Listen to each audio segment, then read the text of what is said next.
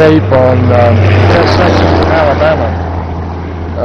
You can see the date down there on the screen, August 17th, 1988.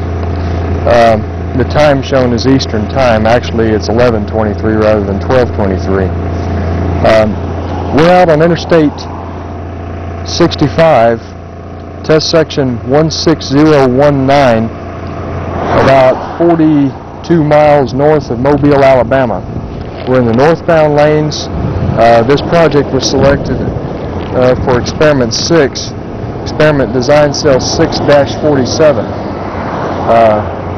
The sections shown, or the material shown in their thicknesses, is 0.6 of an inch of a friction course, and you can see the outer limits of it here on the screen.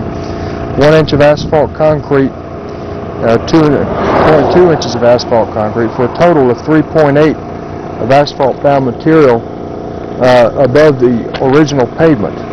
The original pavement consisted of a total of,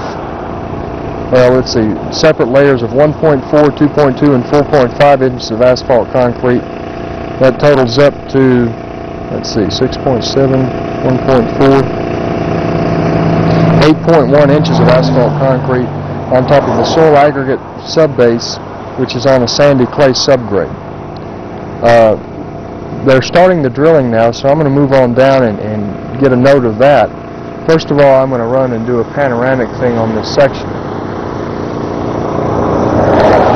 Then we're working in the northbound lane, so we're looking back towards the south, and you can see the traffic control setup, and you can see the drill truck right behind me here. Continuing on counterclockwise, we're in a cut, roughly about 10 feet. If you look back up here south of us towards Mobile, which is the direction we're looking at right now, you can see how we get into the cut, and that it is from where I'm standing, which is at the beginning of the test section, we've got a rather consistent amount of cut here on this side, which is in the northbound lanes. We're looking down the test section now. I believe it's about a 1.5% grade going uphill in the direction of travel. 2 lanes in each direction. Looking out across, you see we're in a cut there too. It's a shallower cut, but it is indeed a cut section. Materials that came out of the hole, you can see the auger is still down in there, hadn't been withdrawn yet. This is the subgrade material. As I said, we're in about a 10-foot cut in this area. This subgrade was identified as being a sandy clay, if I remember correctly. It was identified as being a fine-grained subgrade, I'm almost sure. Indeed, it appears to be more sand than anything else. It's reddish-brown in color, and it's quite moist. After we withdraw the auger, we'll try to clean the sides of the hole, have a look down that, and see some of the distinctions between the asphalt concrete layers if possible. Total thickness of asphalt concrete appears to be right at 12 inches or so. We'll try to move around up here so we can see down better into the hole. Just have some clouds built in to cover up the sunlight, but not able to see without the shadows. See the distinction down in the hole between the asphalt concrete and the soil aggregate layer underneath.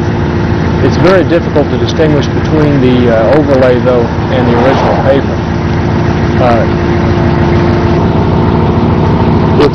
As I was mentioning, it is difficult to distinguish between the different layers. Between the different layers, it's impossible to distinguish.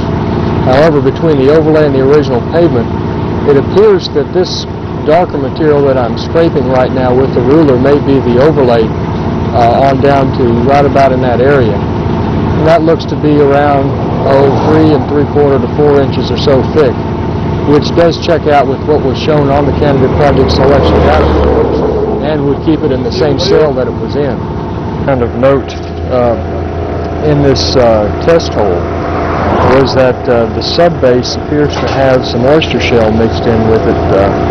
What it is a soil aggregate layer where they have fine material and they mix in a portion material to stabilize it. I'll be bringing back a copy of the standard specifications and you can read the particular details at that time. However, in this case, I don't know whether the oyster shell would affect whether or not we can use this test section or not. That's something that remains to be seen. I'll go ahead and leave from this.